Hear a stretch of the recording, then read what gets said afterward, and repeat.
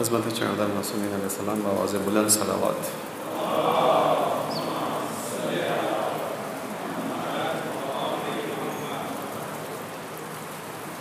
لا حول ولا قوة إلا بالله العلي العظيم، حسبنا الله نعم الوكيل، نعم المولى ونعم النصير۔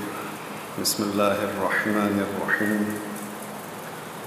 الحمد لله رب العالمين بارئ الخلائق أجمعين، وهو أرحم الراحمين في موضع العفو والرحمة، وأشد المعاقبين في الشدة والنقمة، ثم الصلاة والسلام والتحية والإكرام على رسوله البشير النذير السراج المنير، مولانا ومولى الثقلين جد الحسنين أبي القاسم محمد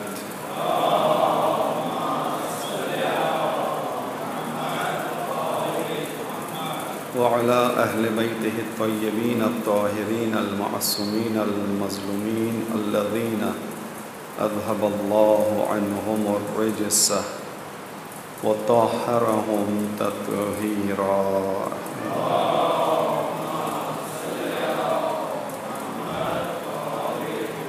على سيما بقية الله في العالمين، أرواح العالمين له الفداء، أما بعد، قال الله الحكيم في كتابه الكريم، بسم الله الرحمن الرحيم، قل لا أسألكم عليه أجرا إلا المودة في القربة۔ وأيضا في القرآن في آية الأخرى، قل ما سألتكم عليه من أجر فهو لكم۔ درود بھیجیے گا محمد و محمد۔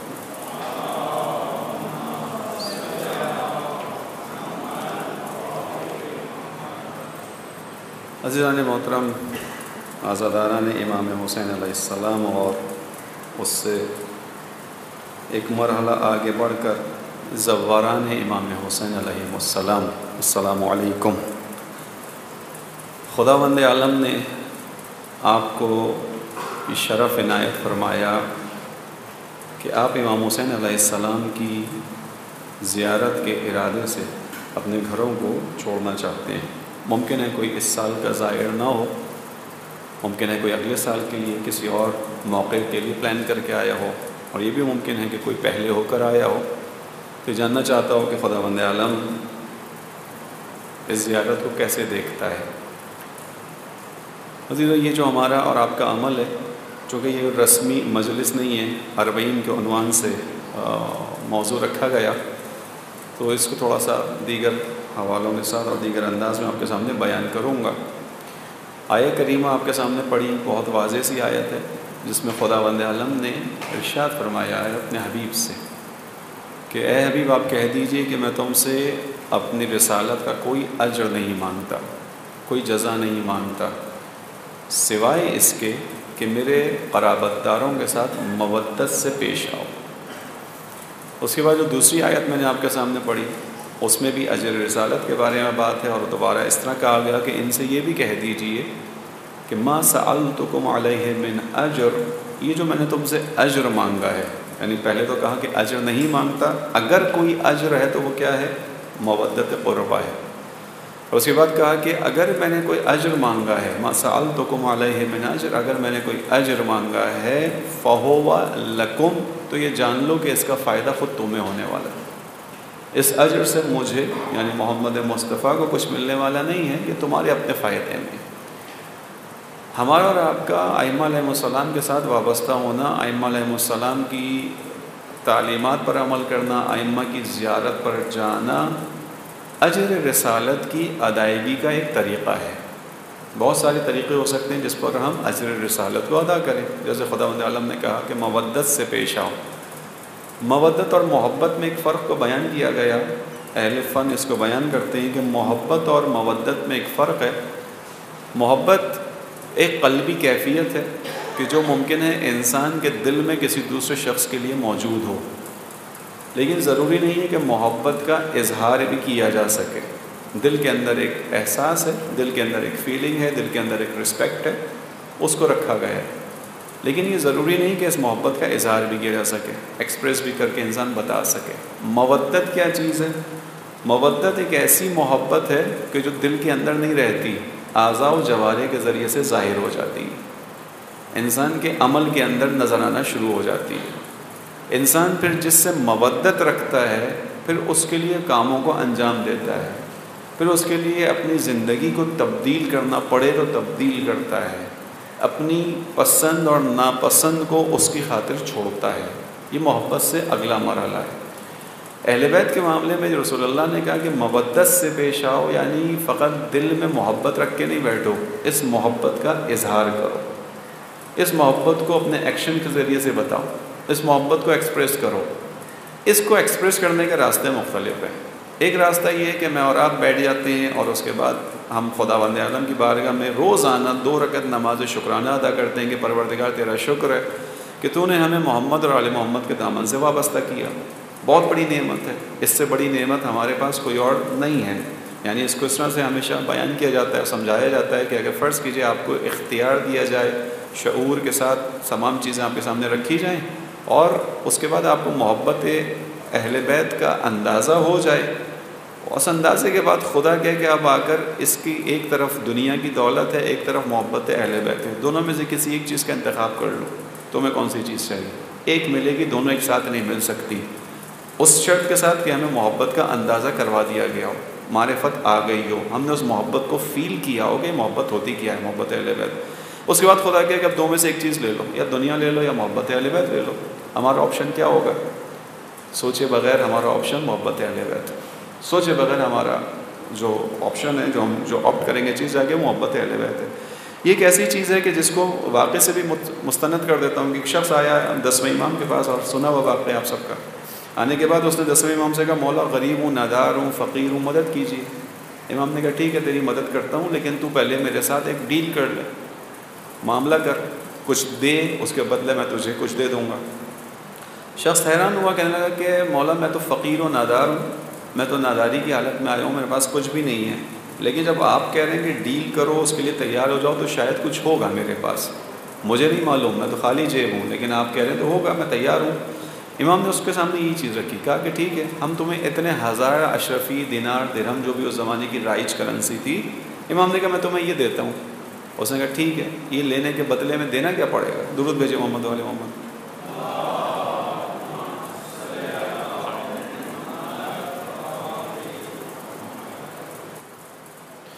اس نے کہا مولا یہ لینے کے بدلے میں دینا کیا پڑے گا؟ امام نے کہا جو تمہارے دل میں ہماری محبت ہے اس کو نکال دو، اس کو سودا کر لو۔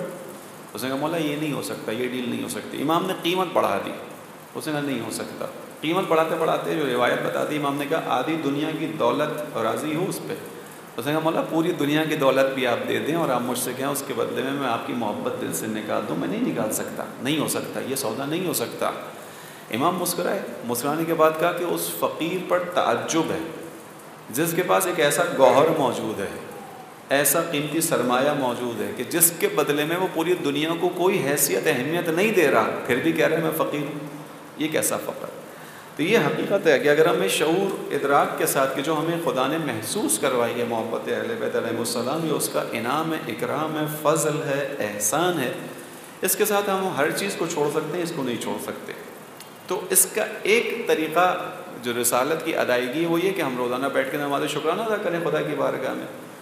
ایک طریقہ اس سے آگے بڑھ کر ہے کہ نماز شکرانہ کے ساتھ جو ائمہ کی تعلیمات ہیں ان پر عمل کرنا شروع کر دیں۔ تیسرا طریقہ ادائیگی کا یہ کہ ہم ائمہ علیہ السلام کی فضائل تعریفات کو لوگوں کے درمیان بیان کریں، جو کہ خدا کی آیت ہے وَأَمَّا بِنِعْمَةِ رَبِّكَ فَحَدِّثْ، جو نعمتیں خدا نے تم کو عطا کی ہیں فحدث، حدیث کرو، بیان کرو، لوگوں کے سامنے اس کو لے کر آؤ تاکہ لوگ اس نعمت کو پہچان سکیں۔ اور ہمیں خداوند عالم نے محمد اور آل محمد کی نعمت عطا کی، اس آیت کے اندر آئے گا وَأَمَّا بِنِعْمَةِ رَبِّكَ فَحَدِّثْ، رسول اللہ سے مخاطب ہے قرآن میں خداوند عالم، لیکن ظاہر ہے یہ قرآن تمام انسانوں مخصوصاً مسلمانوں کے لیے، لہذا جو نعمت اللہ نے دی اس کا بیان کرو، ذکر کرو۔ ایک طریقہ یہ کہ ہم بیان کریں، فضائل اہل بیت بیان کریں۔ ایک یہ کہ ہم ان کے راستے میں کچھ مشکلات کو برداشت کریں، ہم ان کی زیارت کے لیے جائیں، ہم ان کی یاد کو زندہ رکھیں۔ یاد کو زندہ رکھنے کا ایک راستہ خود زیارت کا راستہ ہے۔ تھوڑا سا میں نے شارٹ کیا اپنے مقدمے کو، زیارت پر آگے ڈائریکٹلی۔ خود ادائیگی رسالت کا ایک طریقہ کار، اور جو آج کے دور میں بہت شاندار طریقہ کار ہے، وہ یہ زیارت کہ جس پر ہم اور آپ جاتے ہیں، چاہے کوئی بھی زیارت ہو، اربعین کی زیارت ہو، عاشورے کی ہو، عرفہ کی ہو، 15 شعبان کی ہو، 3 شعبان کی ہو، عید کی ہو، کوئی بھی زیارت ہو۔ یہ جو امام حسین علیہ السلام کی زیارت ہے، یہ خود خداوند عالم کی جانب سے ایک بہت بڑا تحفہ ہے ہمارے لیے۔ چھٹے امام نے حدیث کو بیان کیا جس میں آپ نے ارشاد فرمایا کہ من اراد اللہ بہ الخیر، جس کسی کے ساتھ خدا نیکی کا، اچھائی کا ارادہ کرتا ہے، قذف فی قلبہ حب الحسین، اس کے دل میں حسین کی محبت ڈال دیتا ہے۔ فقط وہ محبت حسین نہیں ڈالتا، وحب زیارتہ ہی، اس کے دل میں امام حسین کی زیارت کی محبت ڈال دیتا ہے۔ محبت کے لفظ کو میں تھوڑا سا چینج کر دوں گا، اس کے دل میں امام حسین کی محبت ڈالتا ہے اور امام حسین کی زیارت کی تڑپ ڈال دیتا ہے۔ انسان تڑپتا ہے، ظاہر تڑپتا ہے زیارت کے لیے۔ اس لیے آپ نے دیکھا ہوگا بہت سارے لوگ بہت ساری جگہوں پر جاتے ہیں، فیملی ممبرز ہوتے ہیں آپ کے، کہیں جانے کی بات کرتے ہیں، فون پر کال کرتے ہیں، بھائی ہم فلاں مثلاً گھومنے سنگاپور جا رہے ہیں، کشمیر جا رہے ہیں، فلاں جگہ جا رہے ہیں، آپ کہتے ہیں خدا تمہارا خیال رکھے، انشاءاللہ خیریت سے جاؤ، خیریت سے آؤ۔ لیکن جب کوئی آپ کو کہتا ہے میں کربلا جا رہا ہوں، آپ کا ریئیکشن کیا ہوتا ہے؟ ویسے ہی ریئیکشن ہوتا ہے جیسے کشمیر جانے پر، سنگاپور جانے پر ہوتا ہے۔ یقینی طور پر آپ فون پر بات کرتے ہوئے مجھے پورا یقین ہے کہ آپ کی آنکھ تھوڑا سا ڈبڈبا جاتی ہے، آنکھ میں تھوڑا سا پانی آ جاتا ہے۔ اس سے کہتے ہیں دیکھو کربلا جانا، مولا کو سلام کہنا، مولا سے کہنا ہمیں بھی بلا لیں۔ آپ کسی جگہ جاتے ہوئے یہ نہیں کہتے دعا کرنا ہم بھی فلاں جگہ پہنچ جائیں، تم سنگاپور جا رہے ہو ہم بھی وہاں جائیں، نہیں کہتے کسی سے۔ واحد جگہ جہاں پر آپ کا دل ٹوٹ جاتا ہے، آپ کے دل میں آنسو آ جاتے ہیں، آپ کسی کو خداحافظ کرنے کے لیے بے چین ہوتے ہیں، وہ تڑپ امام حسین کی، یہ تڑپ خود خدا نے رکھی ہے۔ امام نے ارشاد فرمایا کہ من اراد اللہ بالخیر، خدا جس کے ساتھ اچھائی کا، نیکی کا ارادہ کرتا ہے، اس کے دل میں امام حسین علیہ السلام کی محبت اور امام حسین کی زیارت کی تڑپ ڈال دیتا ہے۔ اب اگر آپ کے دل میں تڑپ موجود ہے، یہ خواہش موجود ہے، اس کو امام صادق کی اس روایت کے مطابق سمجھیے گا کہ خدا نے آپ کے ساتھ نیکی اور اچھائی کا ارادہ کیا ہوا ہے، خدا آپ کے ساتھ نیکی کر رہا ہے، خدا آپ کے ساتھ بھلائی کر رہا ہے، خدا نے آپ کے دل میں امام حسین کی محبت ڈالی۔ یہ خود شکرانے کی جگہ ہے، یہ خود شکر کی منزل ہے کہ انسان خدا کی بارگاہ میں شکر ادا کرے کہ پروردگار تو نے میرے دل میں امام حسین کی زیارت کی تڑپ رکھی۔ عزیزوں، زیارت کے حوالے سے کچھ روایات کو آپ کے سامنے بیان کروں، پھر اربعین کے اوپر آئیں گے اور کوشش کریں گے کہ انشاءاللہ اربعین سے متعلق چند نکات آپ کے سامنے بیان کریں۔ درود بھیجیں محمد و آل محمد پر۔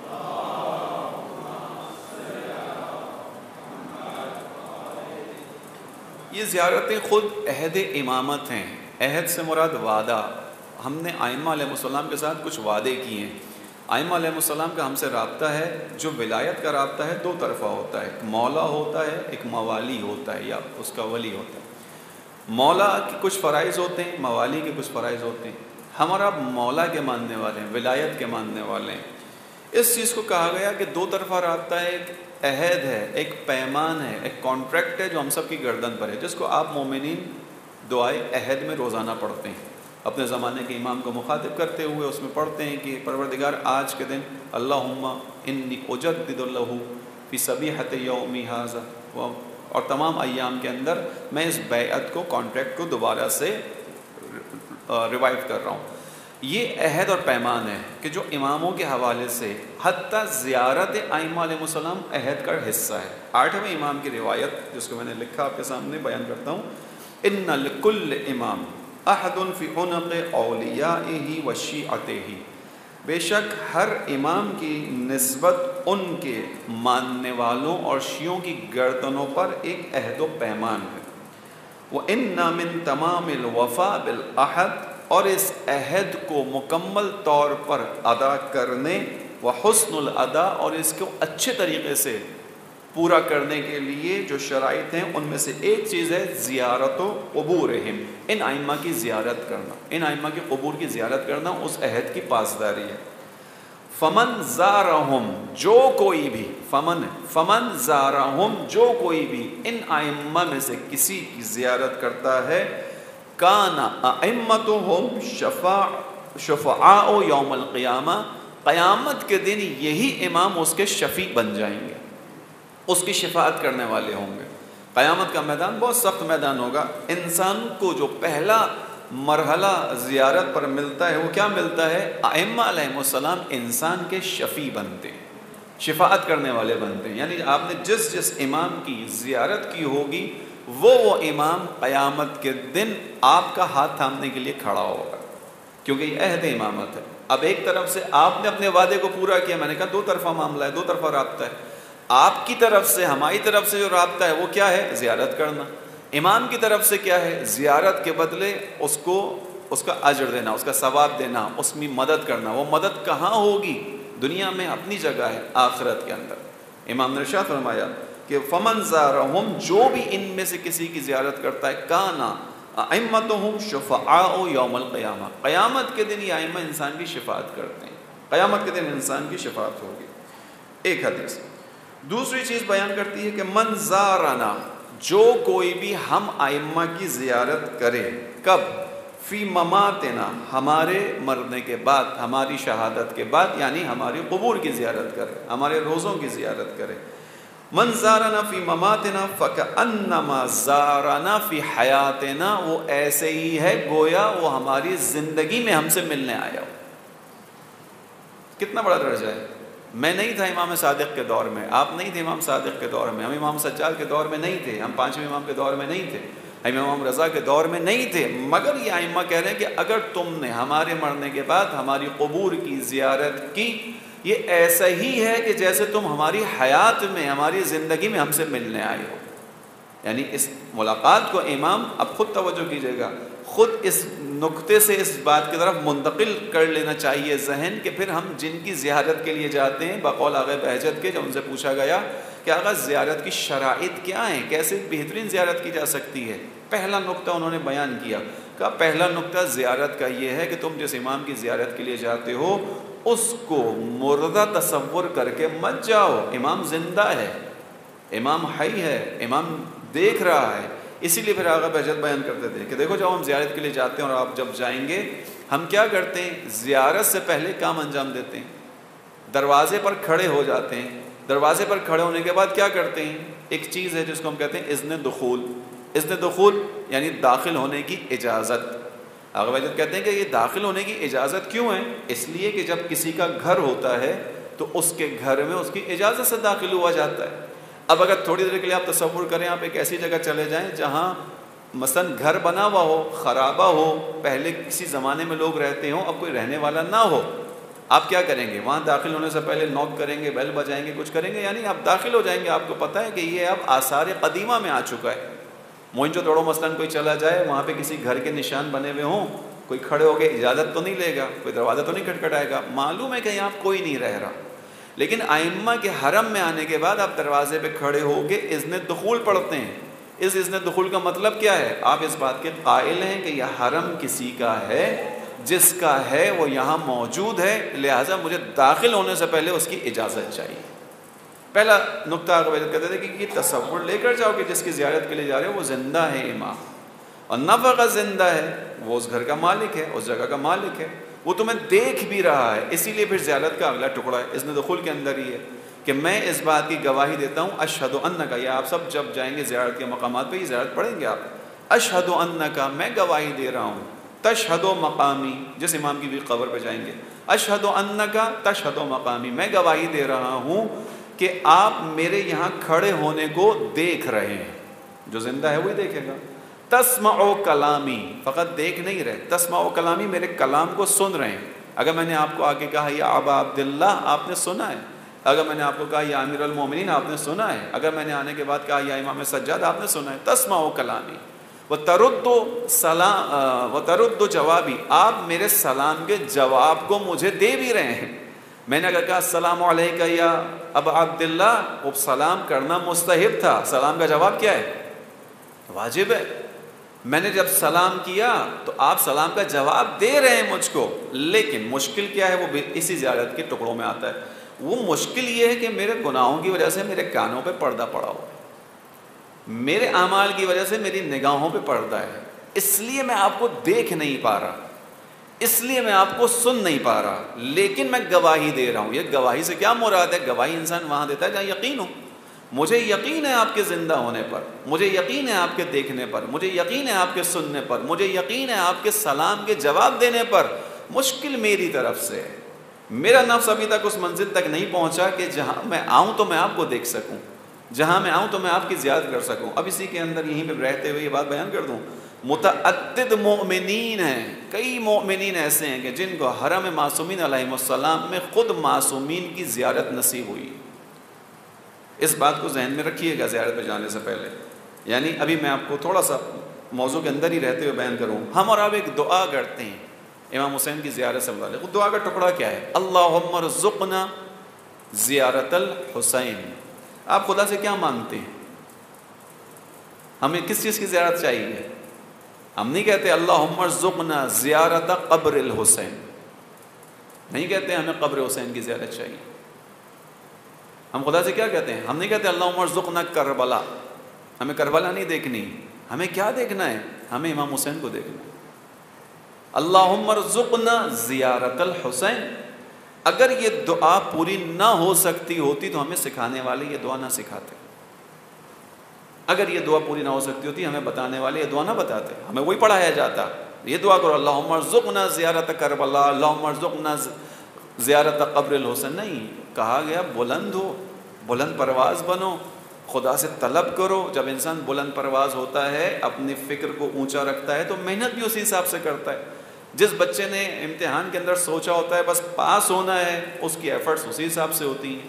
جس بچے نے ٹارگٹ بنایا ہوتا ہے کہ میں نے پوزیشن لینی ہے، اس کی ایفرٹس اس حساب سے ہوتی ہیں۔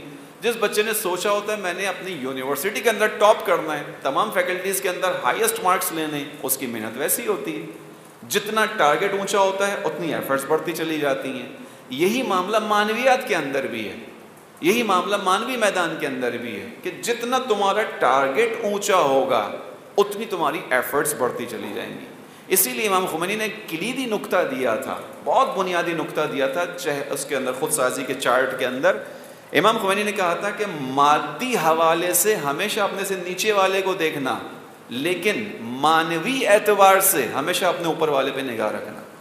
یعنی مادی حوالے سے اگر 240 گز کے گھر میں رہتے ہو، اس کو دیکھنا کہ جس کے پاس 120 گز کا گھر ہے۔ اگر اچھے گھر میں رہتے ہو، اس کو دیکھنا جس کے گھر میں ٹین کی شیٹیں پڑی ہوئی ہیں۔ اگر تمہارے پاس مثال کے طور پہ 3 سال پرانا کار کا ماڈل ہے، اس کو دیکھنا جو پیدل سفر کرتا ہے۔ جب یہ چیزیں دیکھو گے تمہارے دل میں شکر گزاری کا جذبہ آ جائے گا کہ پروردگار اس سے بہتر ہوں، اس سے بہتر ہوں، اپنے اس عزیز رشتہ دار سے بہتر ہوں مادی اعتبار سے۔ لیکن معنوی اعتبار سے کیا کرنا؟ ہمیشہ اپنے سے اوپر والے کو دیکھنا۔ میں اپنے لیے کہہ رہا ہوں، ہم لوگ معمولاً ریورس کرتے ہیں، مادی اعتبار سے نیچے اپنے اوپر والوں کو دیکھتے ہیں، معنوی اعتبار سے نیچے والے کو دیکھتے ہیں۔ فلانا تو نماز بھی نہیں پڑھتا، میں 5 وقت کی نماز پڑھتا ہوں، نہیں، کہا یہ گیا تھا اس کو دیکھنا کہ جو نماز شب پڑھتا ہو، تاکہ تم اسے دیکھو کہ تمہارے اپنے اندر احساس عجز پیدا ہوگا کہ خدایا یہ میرا بھائی ہے، یہ میرا کزن ہے، یہ میرا رشتہ دار ہے، میں 5 وقت کی مشکل سے پڑھتا ہوں، یہ ہر رات کھڑے ہو کے تیری بارگاہ میں نماز شب پڑھتا ہے۔ اگر تم اور وہ نماز شب میں برابر ہو جاؤ، پھر اس سے اوپر والے کو دیکھنا، خدایا میں ماہ رمضان میں قرآن کبھی اٹھا لیتا ہوں، پورا قرآن وہ بھی نہیں پڑھتا، یہ میرا دوست ہے، روزانہ قرآن کا 1 صفحہ پڑھے بغیر آگے نہیں پڑھتا۔ معنوی اعتبار سے اپنے اوپر والے کو دیکھو گے، نتیجہ کیا ہوگا؟ تمہاری ہمت آگے بڑھے گی، تمہیں آگے کا ٹاسک ملے گا، تمہاری ایفرٹس اس حساب سے ہو جائیں گی۔ ہمیں کہا گیا دعا کرو اللہم ارزقنا زیارت الحسین، امام حسین کی زیارت مانگو خدا سے۔ کیوں کہتے ہو قبر حسین کی زیارت؟ مانگو خدا سے، دینے والا فیاض ہے۔ کیوں؟ کیونکہ ابھی ہم نے کہا کہ یہ زندہ ہیں، اگر زندہ ہیں تو ملاقات ہو سکتی ہے کہ نہیں ہو سکتی؟ ہو سکتی ہے۔ اگر نہیں ہو سکتی تھی تو کسی کی بھی نہیں ہونی چاہیے تھی۔ متعدد لوگ ہیں جو ائمہ کی زیارت پر گئے اور زیارت کر کے آئے۔ پارا چنار کے ایک شخص کا واقعہ ہے، میں صرف چونکہ زیارت کے اس پروگرام کو رکھنے کا مقصد ہی دلوں کو نزدیک کرنا ہے، دلوں کو نرم کرنا ہے، دلوں کے اندر ایک خاص محبت ایجاد کرنا ہے کہ الحمدللہ وہ محبت ہے آپ کے دلوں میں۔ پارا چنار کا ایک شخص تھا، ایک مرتبہ نجف سے کربلا، جیسے آپ لوگ جائیں گے انشاءاللہ، پیدل چل کے گیا، بہت پرانے زمانے کی بات ہے یہ۔ پارا چنار کا ہی ایک شخص تھا جس نے مجھ سے بیان کیا تھا، میں نے اس کی زبانی سنا ہے اور وہ اس شخص کو جانتا تھا۔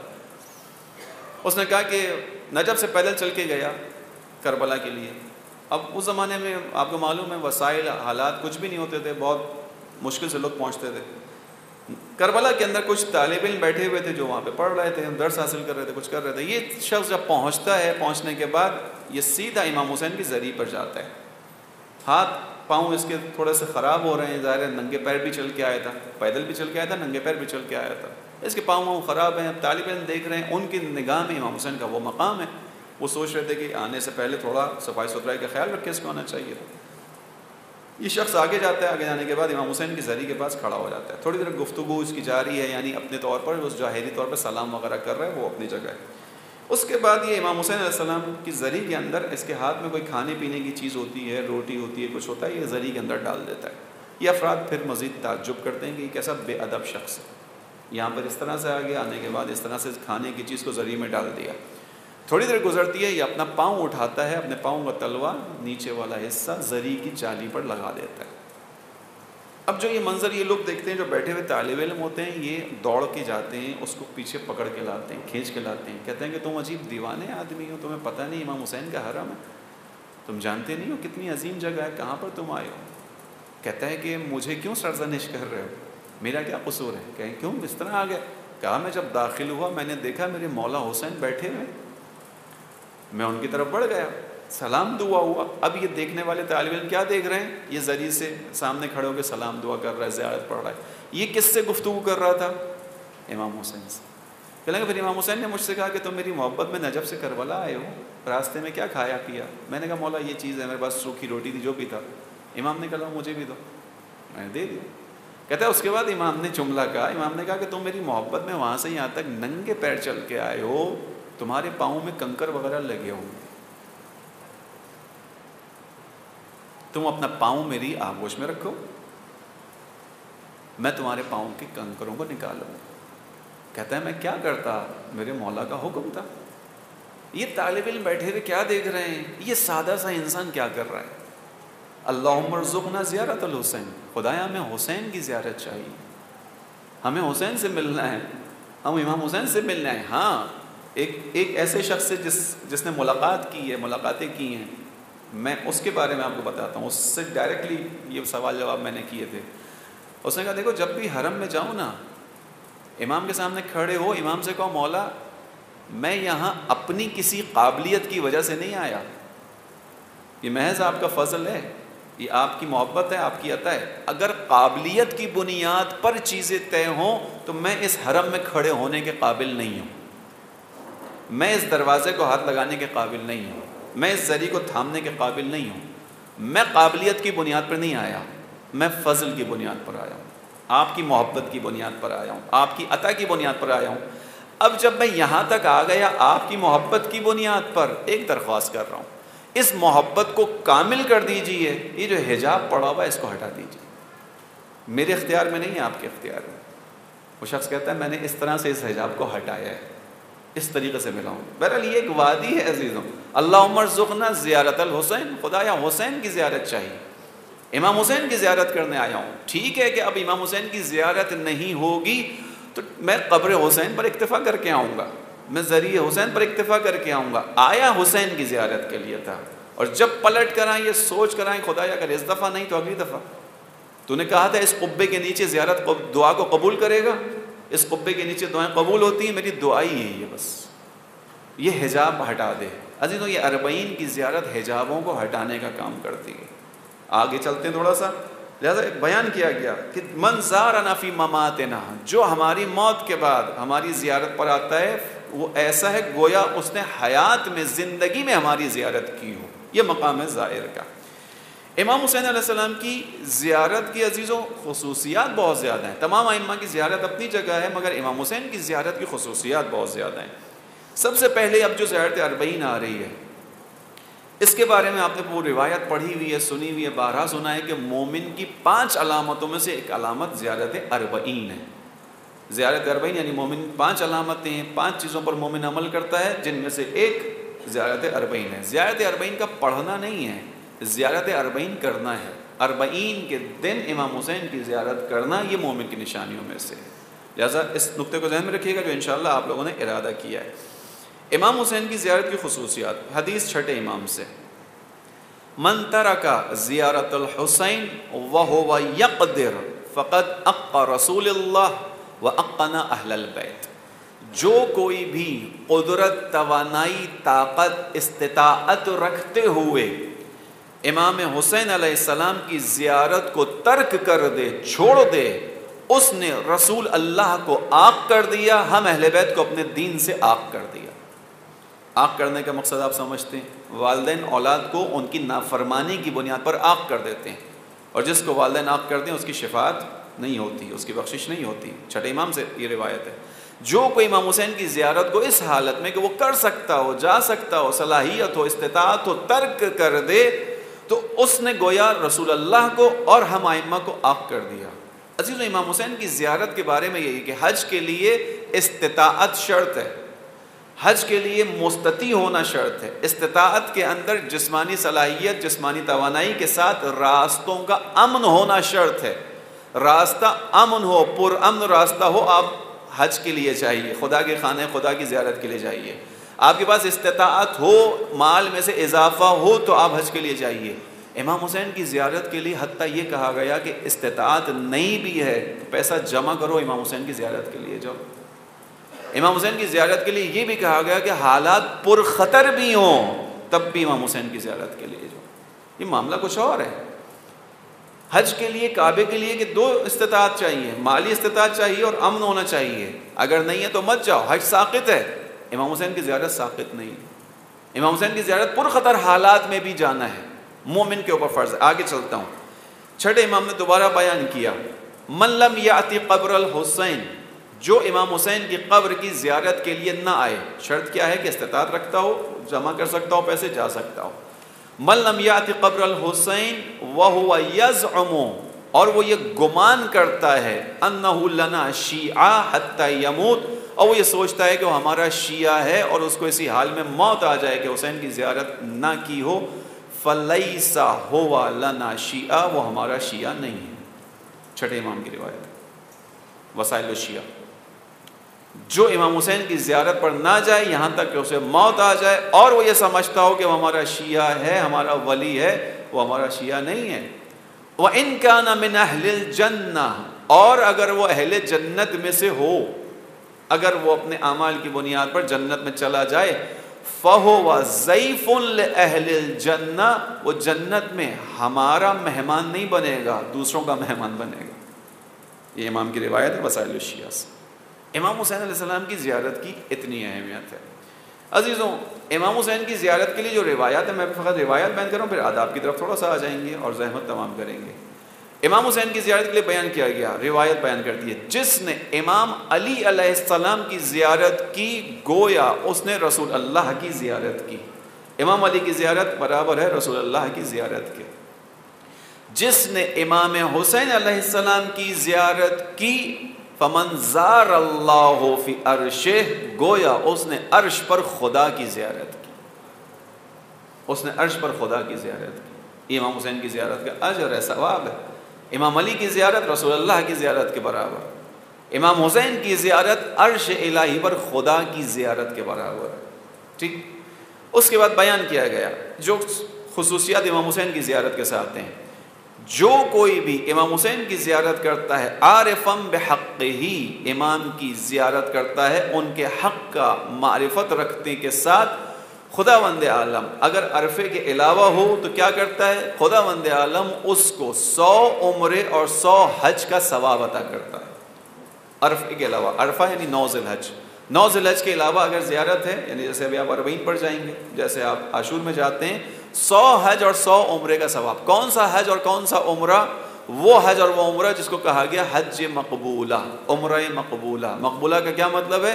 جس کو خدا نے اپنی بارگاہ میں قبول کر لیا ہو. اب توجہ کیجئے گا، پہلے اس روایت کو پورا کر دوں.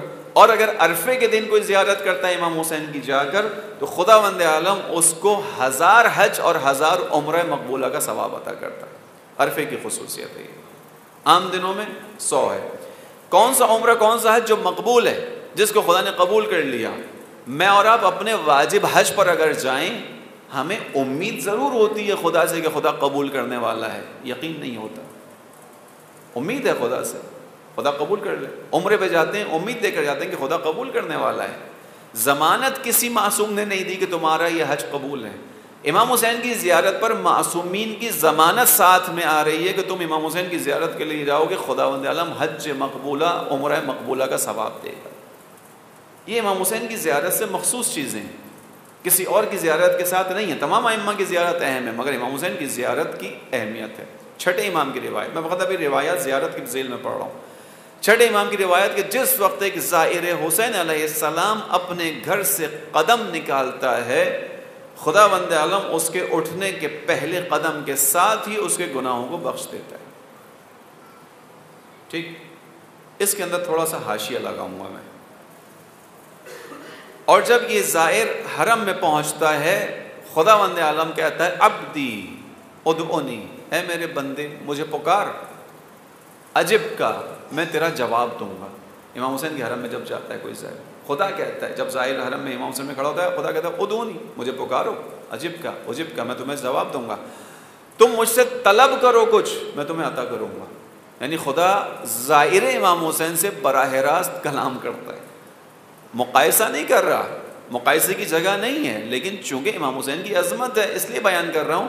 حتیٰ حج کے لیے بھی بیان نہیں ہوا کہ خداوند عالم براہ راست کلام کر رہا ہو حاجی سے, کہ خدا عطا کرتا ہے, یقیناً حاجیوں پر خدا نگاہ کرتا ہے. اب روایت آگے تو بیان کر رہا ہوں. 9 ذی الحج کو میدان عرفات میں بھی لوگ جمع ہوتے ہیں, میدان عرفات میں خدا کی خاطر جمع ہوتے ہیں لوگ, لیکن روایت بیان کرتی ہے کہ خداوند عالم 9 ذی الحج پر حاجیوں سے پہلے امام حسین علیہ السلام کے زائروں پر نگاہ ڈالتا ہے.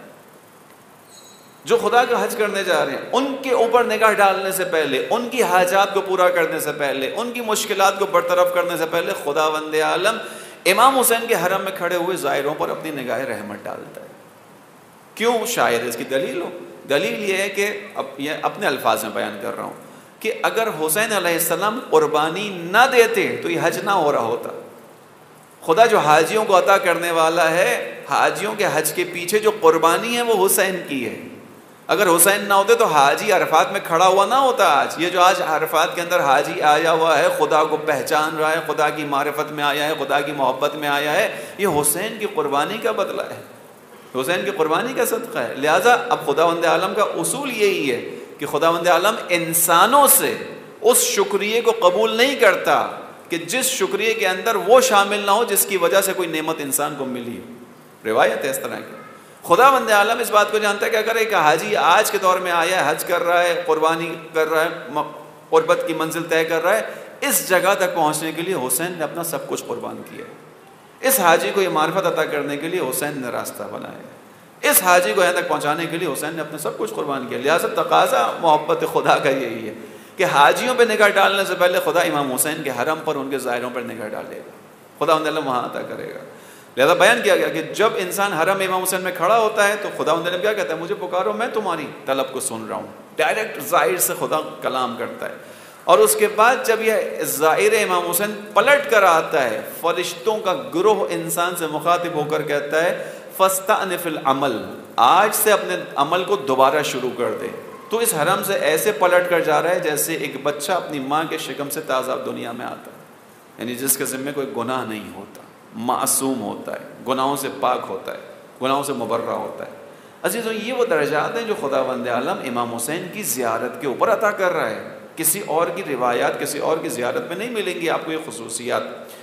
لہذا امام حسین کی زیارت کو خصوصیت کے ساتھ بیان کیا گیا. چھٹے امام کے دور میں ایک شخص آیا امام کے پاس, اور آنے کے بعد امام نے اس سے پوچھا تو ہمارے جد کی زیارت پر کب گیا؟ اس نے کہا مولا کم و بیش 1 سال ہو گیا. گفتگو کہاں ہو رہی ہے؟ مدینے کے اندر. امام نے جب اس سے سنا کہ 1 سال پہلے وہ کربلا گیا امام حسین کی زیارت کے لیے, امام نے کہا تو روز ہمارے جد کی زیارت نہیں کرتا؟ اس نے کہا مولا کیسے زیارت کروں آپ کے جد کی روزانہ؟ امام نے کہا اجفانا, تو نے جفا کی ہے ہمارے ساتھ. وفا کے مقابلے میں جفا ہوتی ہے. وفا حق ادا کرنا, جفا حق ادا نہ کرنا.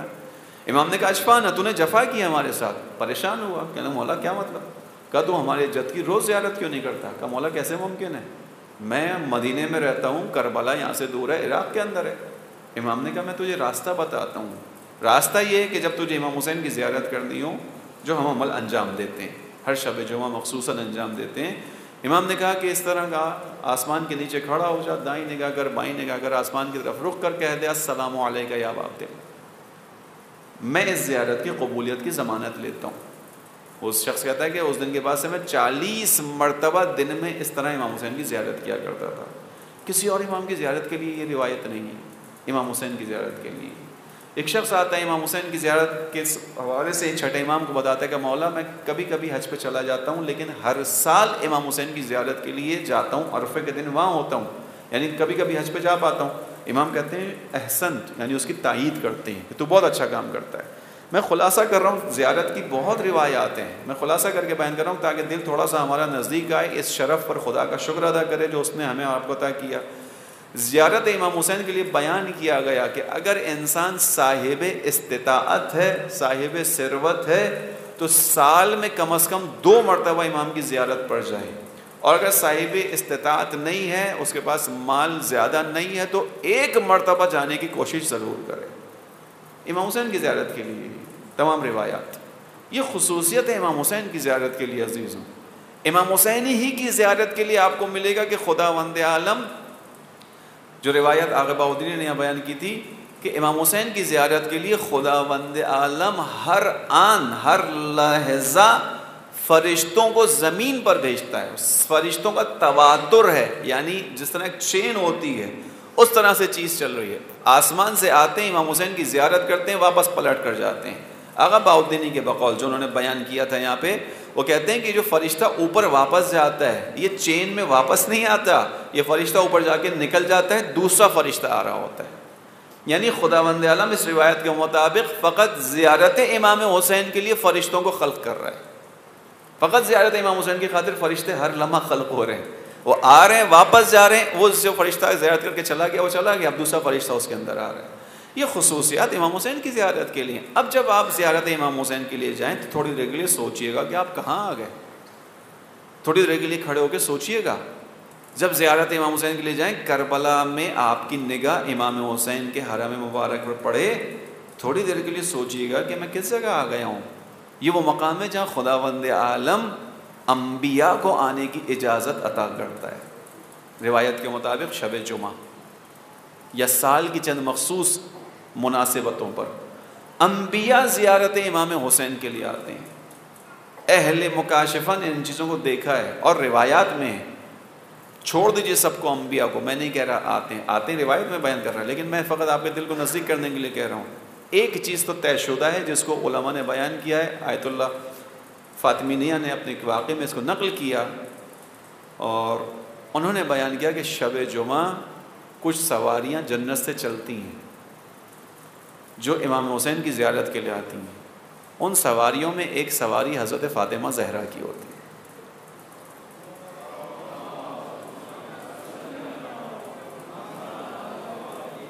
امام حسین کی زیارت کے لیے جناب فاطمہ زہرا آتی ہیں شب جمعہ۔ شب جمعہ خداوند عالم دنیا کے تمام صالحین کو، شہداء کو امام حسین کی زیارت کے لیے بھیجتا ہے۔ واقعہ ہے عراق جنگ کا ایک شہید تھا ایران میں، آپ نے دیکھا ہوگا جو آپ میں سے گئے بہشت زہرا، بہشت معصومہ جہاں شہداء مدفون ہیں، وہاں پر آتے ہیں لوگ، شب جمعہ کو آتے ہیں، زیارت کرتے ہیں۔ ایک نوجوان شہید، اس کی ماں نے نقل کیا اس واقعے کو، اور اس کے بعد وہ ماں ہر صبح جمعہ اپنے بیٹی کی قبر پر آیا کرتی تھی۔ اتفاق ہوا، خدا نے موقع دیا، صبح جمعہ گئے بہشت زہرا تو دیکھا کہ وہ خاتون وہاں بیٹھی ہوئی ہے۔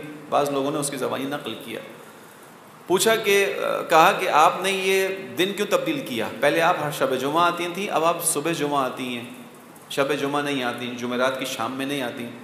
کہنے لگی کہ میں ہر شب جمعہ آتی تھی اپنے بیٹے کے لیے، جیسے ہر کوئی آتا ہے اپنے اپنے شہداء کی قبر پہ آتا ہے، آتی تھی، صفائی کرتی تھی، جھاڑو دیتی تھی، وہاں بیٹھتی تھی، مناجات کرتی تھی۔ ایک دن رات کو ایک مرتبہ خواب میں میرا بیٹا آیا جو شہید تھا۔ اس نے آنے کے بعد مجھ سے کہا کہ میں آپ سے گزارش کرنے آیا ہوں۔ کہا کیا گزارش ہے؟ کہا کہ میں آپ سے گزارش کرنے آیا ہوں کہ اگر ممکن ہو تو اپنے آنے کے دن کو بدل لیجئے، جو آپ میری قبر پر آتی ہیں، ہر شب جمعہ آتی ہیں، آپ اس آنے کے دن کو بدل لیں۔ تو ماں کہتی ہے میں نے خواب میں پوچھا کہ کیوں ایسا کروں، سب لوگ چاہتے ہیں شب جمعہ، میں کیوں شب جمعہ نہ ہوں، کیوں چینج کروں؟ کہنے لگا اس لیے کہ شب جمعہ خداوند عالم تمام شہداء کو امام حسین کی زیارت کے لیے روانہ کرتا ہے۔ آپ چونکہ قبر پر آتی ہیں، ماں ہیں، آپ کے احترام میں رک جاتا ہوں، میں نہیں جاتا۔ میری درخواست ہے اگر ممکن ہو آپ اپنی زیارت کے دن کو تبدیل کر لیں. اس کے بعد سے میں نے کہا نا، میں نے خود دیکھا تھا صبح جمعہ ماں کو قبر پہ بیٹھے. یہ امام حسین علیہ السلام کی عظمت عزیزوں کہ خداوند عالم تمام شہداء، تمام صلحاء کو امام حسین کی زیارت کی طرف بھیجتا ہے. امام حسین کی زیارت کو معمولی نہیں سمجھنا چاہیے. امام حسین کی زیارت تمام ائمہ کی زیارت میں ایک ممتاز زیارت. کس کی زیارت ہے؟ جس نے امام حسین کی زیارت کی گویا اس نے عرش الہی پر خداوند عالم کی زیارت کی. یہاں تک زیارت کی روایات کو میں نے آپ کے سامنے لکھا تھا. وقت کم ہے اس لیے میں بہت ساری چیزوں کو اسکیپ کر رہا ہوں. تھوڑا سا آداب کی طرف آتے ہیں. درود بھیجے محمد والے محمد پر.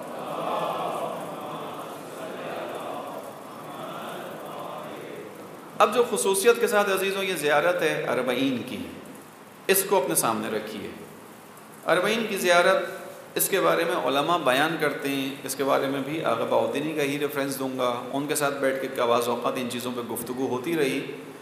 انہوں نے بھی اس بات کی تائید کی اور بیان کیا کہ ایران کے اندر جو بزرگ علماء ہیں اور عرفاء ہیں، یہ اس بات کو بیان کرتے ہیں کہ یہ اربعین کی جو زیارت شروع ہوئی ہے یہ کسی انسانی پلاننگ کا نتیجہ نہیں ہے. ایسا نہیں ہوا کہ چند لوگ مل کر بیٹھے، انہوں نے بیٹھ کر پلان کیا، انہوں نے سوچا کہ چلو بھائی اربعین کے اوپر زیارت کرتے ہیں، اس طرح سے لوگوں کو بلاتے ہیں اور اس کے بعد ہم جا کر امام حسین کی زیارت کرتے ہیں. انہوں نے کہا نہیں، ایسا نہیں ہے. یہ کچھ خدائی انتظام ہے، یہ الہی فیصلہ ہے. ایک دم سے چند سالوں کے اندر اس طریقے سے امام حسین کی زیارت کے لیے کروڑوں انسانوں کا ایک جگہ جمع ہو جانا یہ انسانی پلاننگ نہیں ہے. اس کی کچھ دلیلیں موجود ہیں جو ظاہری طور پر بہت واضح سی ہیں. ایک دلیل خود چھوٹی سی ہے. آپ اس کراچی جیسے بڑے شہر کے اندر، جو کتنا بڑا شہر ہے، آپ 3 دن کے لیے اسی کراچی جیسے شہر کے اندر 25 لاکھ افراد ایک دم سے لے کر آ جائیے. کراچی کا حال کیا ہوگا؟ کراچی کا حلیہ بگڑ جائے گا. 25 لاکھ افراد اس کراچی جیسے بڑے شہر کے اندر ایک دن 3 دن کے لیے آ جائیں، آپ کو اندازہ ہوگا کہ کراچی کی حالت تبدیل ہو گئی. دکانوں پہ چیزیں نہیں ملیں گی، امکانات ختم ہو جائیں گے، لوگوں کو رہنے کی جگہ نہیں ملے گی، لوگ بھوک کے شکار ہو جائیں گے. کربلا کے اندر، کراچی سے کربلا بہت چھوٹا ہے، بہت چھوٹا شہر ہے. اس چھوٹے شہر کے اندر، کربلا کے اندر کتنے زائرین آتے ہیں، جو اب تو شماریات آنا شروع ہو گئیں، دوسرے لوگ بھی اعتراف کرتے ہیں. کم و بیش 2.5 کروڑ کی تعداد ہوتی ہے کربلا کے اندر. اس 2.5 کروڑ کی تعداد کے باوجود، یعنی ایک بڑا شہر ہے، 2.5 کروڑ کا مطلب پورا کراچی ہے. اس پورے کراچی کے اندر، شہر اتنے بڑی تعداد کے اندر، آپ کسی انسان سے پوچھیے، کوئی انسان پوچھنے کی ضرورت نہیں ہے، آپ کو کوئی انسان یہ کہتا ہوا کربلا کی ان ایام میں نظر نہیں آئے گا کہ میں بھوکا رہ گیا، مجھے کھانے کو کچھ نہیں ملا. نہیں نظر آئے گا. یہ کہتا ہوا آپ کو ضرور نظر آئے گا کہ لوگ ہاتھ جوڑ کے کہہ رہے تھے کہ آؤ کھا لو، میں کھا نہیں سکتا تھا، میں نے معذرت کی. یہ انسانی پلاننگ کا حصہ نہیں ہے، یہ انسانی پلاننگ نہیں ہے، یہ کہیں اور سے ہو رہا ہے معاملہ. یہ کچھ اور چیز ہے، کوئی اور قدرت ہے، طاقت ہے. اس کو علماء نے بھی بیان کرنا شروع کیا کہ یہ ظہور امام کا راستہ فراہم کرنے کا پہلا قدم ہے. ظہور امام کا راستہ فراہم ہو رہا ہے. ظہور امام میں کیا ہوگا؟ ظہور امام میں کیا ہوگا؟ امام تشریف لے کر آئیں گے. امام جب تشریف لے کر آئیں گے، دنیا کے اندر عدل و انصاف کا پرچم پھیلے گا، الہی حکومت قائم ہوگی. امام عصر کی اپنی جو اس الہی حکومت کے لیے امام کا قیام ہے، جو امام تشریف لا رہے ہیں، امام کی اپنی پہچان کیسے، امام اپنی پہچان کیسے کروا رہے ہیں؟ اس پہچان کے اندر حکمت ہے. سوچئے گا، آغا بہجت ہی کی زمانے یہ جملے نقل ہوئے کہ امام جب تشریف لے کر آئیں گے، امام کے ابتدائی جملے، انا بقیت اللہ، میں اللہ کا ذخیرہ ہوں، جو قرآن کی آیت ہے. وَبَقِيَةُ اللَّهِ خَيْرٌ لَكُمْ إِن كُنتُم مُؤْمِنِينَ، قرآن کی آیت پڑھیں گے، یعنی اپنا تعارف کروائیں گے. اس کے بعد جو دوسرا تیسرا جملہ امام حسین، امام زمانہ بیان کریں گے کعبے کے اندر سے، وہ کیا ہوگا؟ الا یا اہل العالم، اے دنیا والوں. دنیا والوں کو مخاطب کریں گے، مومنوں کو نہیں کہیں گے، شیعوں کو نہیں کہیں گے، مسلمانوں کو نہیں کہیں گے. الا یا اہل العالم، آغا بہجت نے نقل کیا، اے دنیا والوں. اس کا مطلب ہے کہ امام کا پیغام دنیا میں جائے گا. اور خود آغا بہجت کے بقول امام کا پیغام ہر انسان اپنی زبان میں اپنے گھر میں سنے گا بیٹھ کے، ہر انسان. پھر آغا بہجت نے نقل بھی کیا کہ یہاں جو کہا گیا ہر انسان اپنی زبان میں سنے گا، ظاہراً کوئی ڈیوائسز نہیں ہوں گی کہ وہ اس کو انٹرپریٹ کر رہی ہوں گی. خدا کا اہتمام ایسا ہوگا کہ ہر انسان سنے گا. یہ آغا بہجت نے بیان کیا ظہور کے حوالے سے. پھر کہتے ہیں کہ جملہ کیا؟ الا یا اہل العالم، اے دنیا والو. کیا پیغام ہے؟ ان جدی الحسین قتلوہ عطشانا، میرے جد حسین کو پیاسا مار دیا گیا تھا۔ اب سوچیے ان جملوں کے اوپر غور کیجیے۔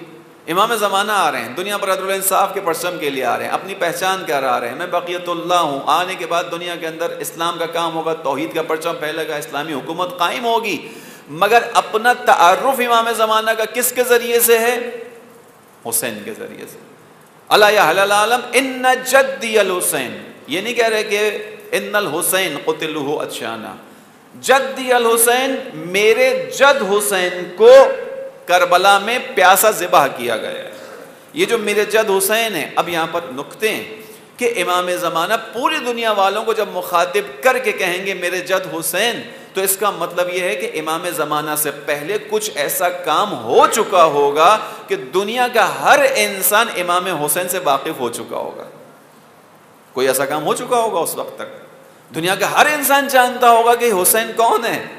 یہ 40 کی واک وہی کام کر رہی ہے، دنیا کے سامنے امام حسین کو آشکار کر رہی ہے، دنیا کے سامنے امام حسین کی پہچان بن رہی ہے۔ دنیا جتنا اس کو میڈیا سینسر کرتا ہے کر لے، لیکن آج کے دور میں یہ واک پھیل چکی ہے، دنیا جانتی ہے اس وقت۔ یورپ سے لوگ آتے ہیں، تحقیق کر رہے ہیں اس واک کے اوپر۔ پہلے بھی میں نے ایک مجلس میں بیان کیا تھا، ایک رائٹر نے خوبصورت چیز لکھی، اس نے کہا کہ اگر آج کے دور میں کسی خطے کے اوپر، زمین کے اوپر انسانی ویلیوز کو زندہ دیکھنا ہو، انسانی ویلیوز کو، انسانی ویلیوز کیا ہیں؟ ایثار، قربانی، فداکاری، دوسرے کے ساتھ ہمدردی، دوسرے پر اپنے آپ کو قربان کر دینا، یہ انسانی ویلیوز ہیں۔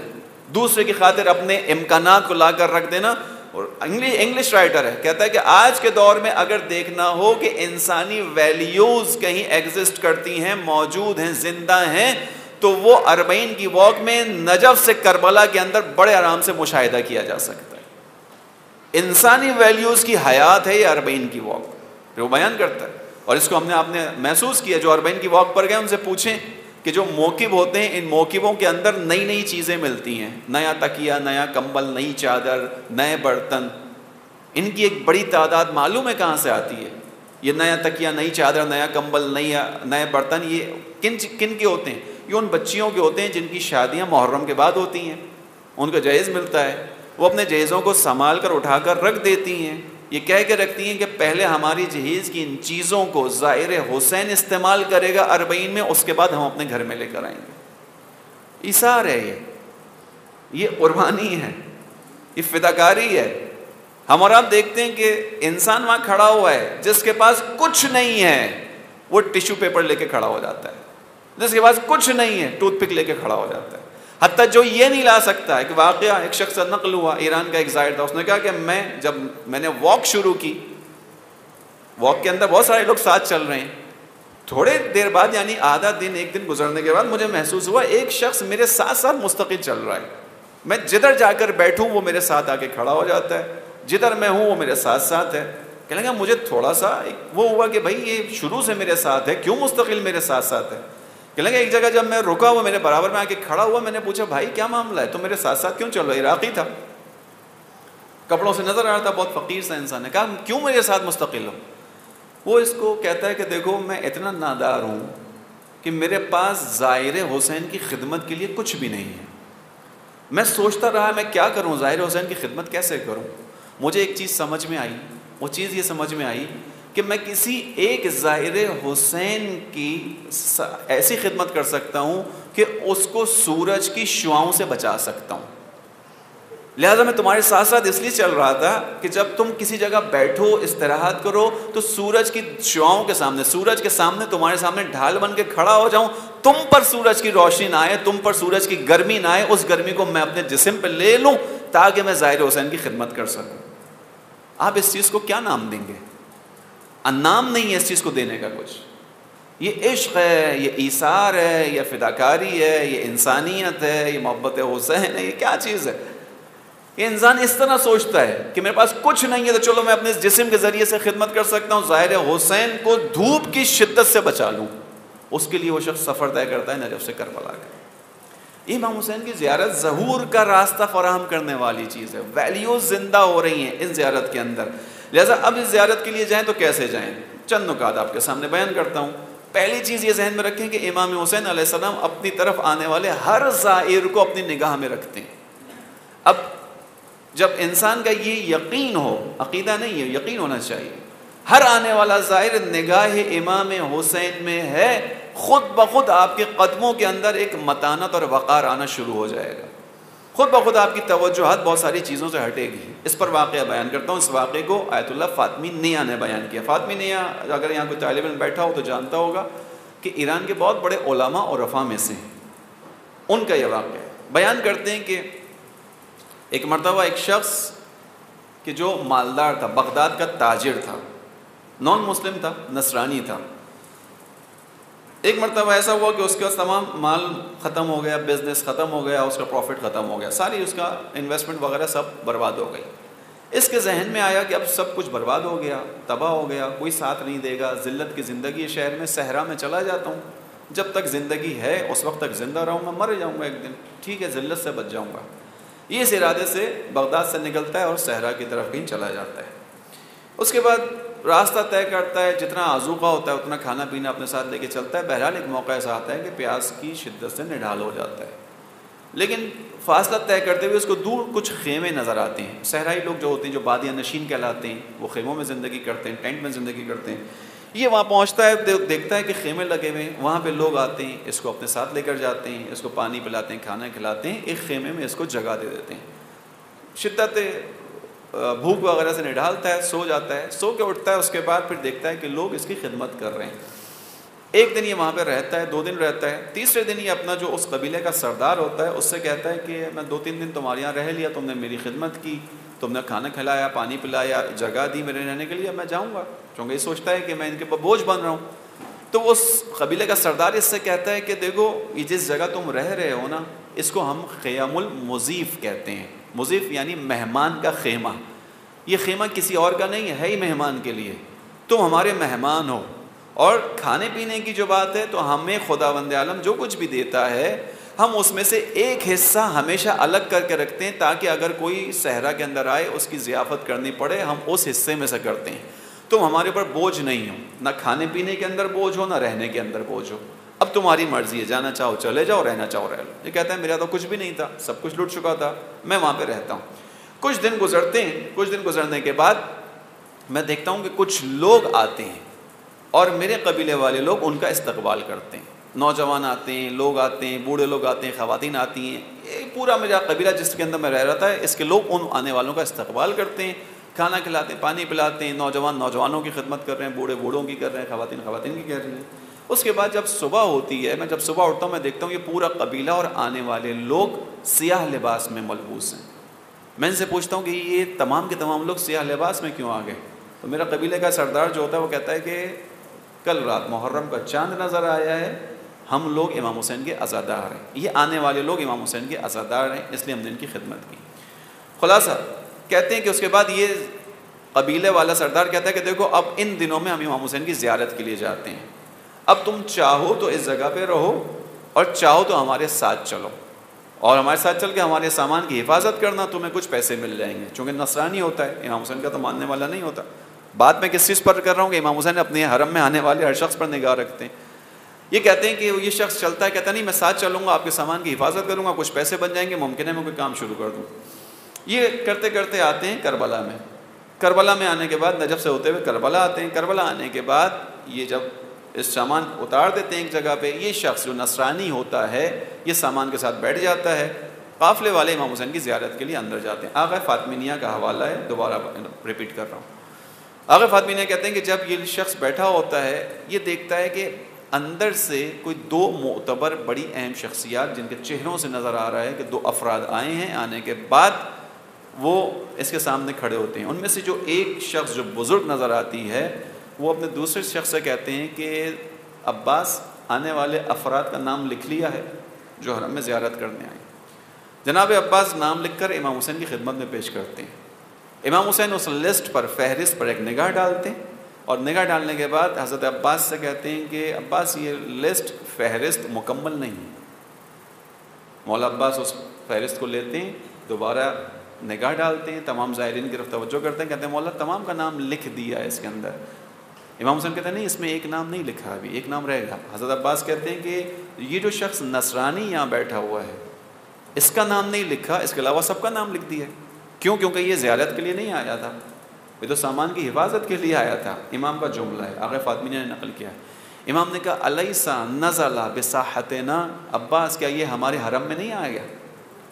یہ ہمارے حرم میں آ گیا، ہمارا مہمان ہو گیا، اس کا نام اس فہرست میں شامل کر دو۔ یہ جب یہ واقعہ دیکھتا ہے، اس کے بعد جب قافلے والے آتے ہیں ان کو بیان کرتا ہے میں نے یہ دیکھا ہے، وہ بھی بتاتے ہیں کہ کون سی شخصیات تھیں جن کا تم نے مشاہدہ کیا۔ عزیز امام حسین علیہ السلام اپنے حرم میں آنے والے اگر ایک نصرانی پر نگاہ کرم کرتے ہیں تو آپ تو عشق حسین سے سرشار دل لے کر جاتے ہیں۔ آپ کے سینے میں تو امام حسین علیہ السلام کی محبت ہے۔ وہ نصرانی تو فقط سامان کی حفاظت کرنے کے لیے آیا تھا، امام حسین نے برداشت اور گوارا نہیں کیا کہ اس کا نام اس فہرست سے رہ جائے۔ کس طرح ممکن ہے کہ امام حسین علیہ السلام آپ پہ توجہ نہ کریں؟ خوب غور کیجئے گا ان چیزوں کی طرف، زیارت اربعین کی طرف بات کر رہا ہوں۔ اس واقعے کو ذہن میں رکھتے ہوئے اب آئیے تھوڑا سا اپنی قدم کی طرف سوچئے، زیارت کو کیسے انجام دیا جائے، آداب زیارت کیا ہونے چاہیے۔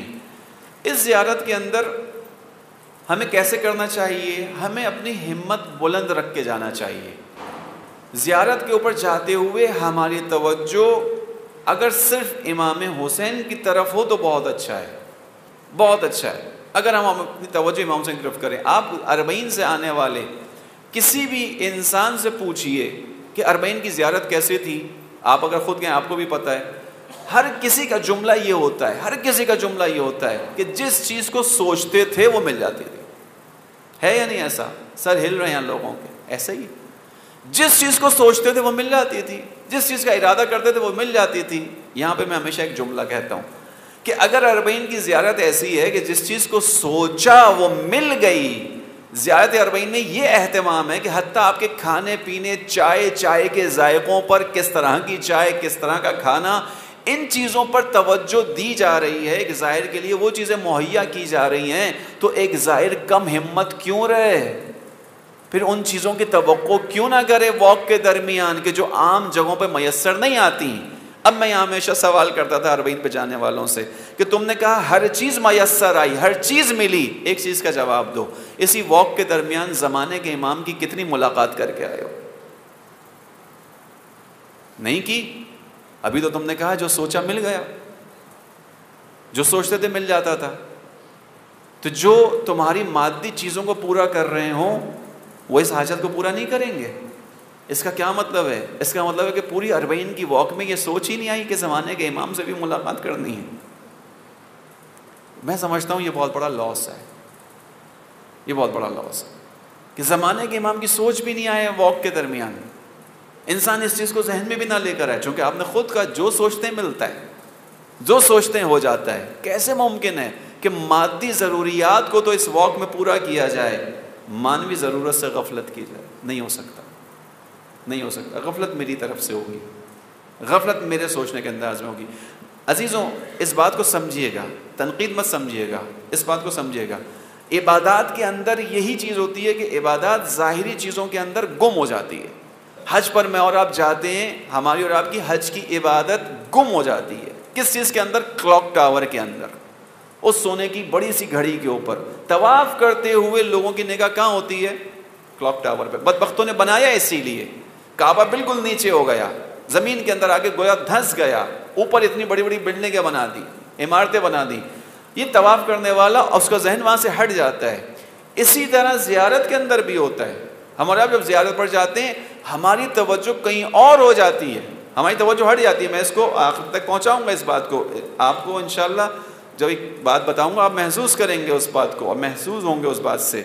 عزیزوں یہاں پر شیخ رجب علی کا ایک جملہ بیان کروں۔ شیخ رجب علی ایک بہت خوبصورت بات کرتے ہیں، خوب توجہ سے سنیے گا۔ اگر یہی بات آج کے اس لیکچر سے ہماری اس میں آ جائے تو بہت اچھا ہوگا۔ کہتے ہیں کہ دیکھو خداوند عالم سے طلب کرتے ہوئے لوگوں کی مختلف قسمیں ہوتی ہیں۔ اس کے بعد وہ کہتے ہیں کہ لوگوں کی ان قسموں کو بچوں کی کیفیتوں سے سمجھو۔ بعض اوقات، خوب غور کیجیے گا، بعض اوقات ایک بچہ ہے جو رو رہا ہے، اس کی ماں کسی کام میں مصروف ہے، بچہ روتا ہے، بچے کو روتے روتے ماں ایک ٹافی دے دیتی ہے، بچہ بہل جاتا ہے، بچہ خوش ہو جاتا ہے، اس کے ہاتھ میں ٹافی آ گئی، بہل گیا بچہ، ٹھیک، چپ ہو گیا، ماں کی توجہ اپنے کاموں کی طرف ہے۔ ایک بچہ ہے کہ جو رو رہا ہے، ماں نے ٹافی رکھی، بچہ نہیں بہلا، ماں نے کیا کیا، اس کے سامنے کھلونا رکھ دیا، بچہ بہل گیا، بچے کو ٹافی بھی مل گئی، کھلونا بھی مل گیا، ماں اپنے کاموں کی طرف ہے، اس کی توجہ کہیں اور۔ توجہ میری طرف رکھیے گا، بہت اہم بات ہے یہ۔ شیخ رجب علی، جن کا نام آپ نے سنا ہوگا، کتاب پڑھی ہوگی، پھر اس نے خدا کو پا لیا، کہتے ہیں لیکن انہی بچوں میں بعض اوقات ایسا بھی ہوتا ہے، ایک بچہ ایسا ہوتا ہے کہ اس کی ماں کام میں ہوتی ہے، اس کی توجہ کہیں اور ہوتی ہے، لیکن یہ بچہ رو رہا ہوتا ہے، فریاد کر رہا ہوتا ہے، ماں آگے بڑھ کے ٹافی رکھتی ہے، بچہ نہیں بہلتا، ماں آگے بڑھ کے کھلونا سامنے رکھتی ہے، بچہ نہیں بہلتا، ماں کھانے کی کوئی چیز دیتی ہے، بچہ نہیں بہلتا۔ ایک چیز ہوتی ہے جس سے بچہ بہل جاتا ہے، مطمئن ہوتا ہے، وہ کیا ہوتی ہے؟ ماں آگے بڑھ کے بچے کو گود میں اٹھا لیتی ہے۔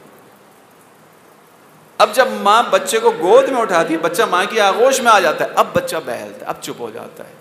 شیخ رجب علی کہتے ہیں خدا سے مانگنے میں آخری والے بچے کی طرح بن جاؤ۔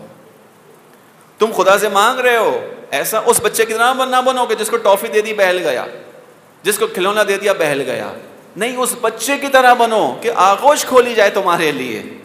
اس جملے کو رجب علی کے میں زیارت اربعین پر لا رہا ہوں۔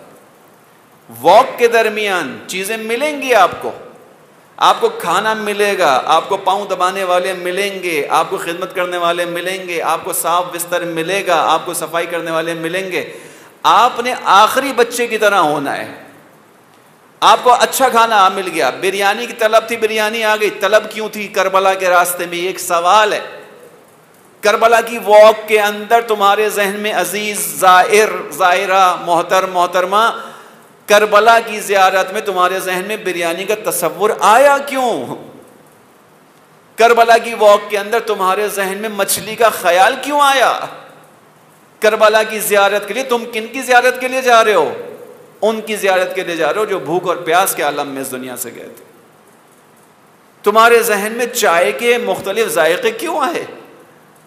کہیں ایسا تو نہیں ہو رہا کہ ہم اور آپ اسی بچے کی طرح ہو گئے کہ جو اس نے ذرا سا رونا شروع کیا، ماں نے اس کے سامنے ٹافی ڈال دی، بچہ بہل گیا، ماں نے کہا بس ٹھیک ہے، اس کا اسٹیٹس یہی ہے، اس کو اسی حد تک رہنا تھا، ماں کی توجہ کہیں اور ہے۔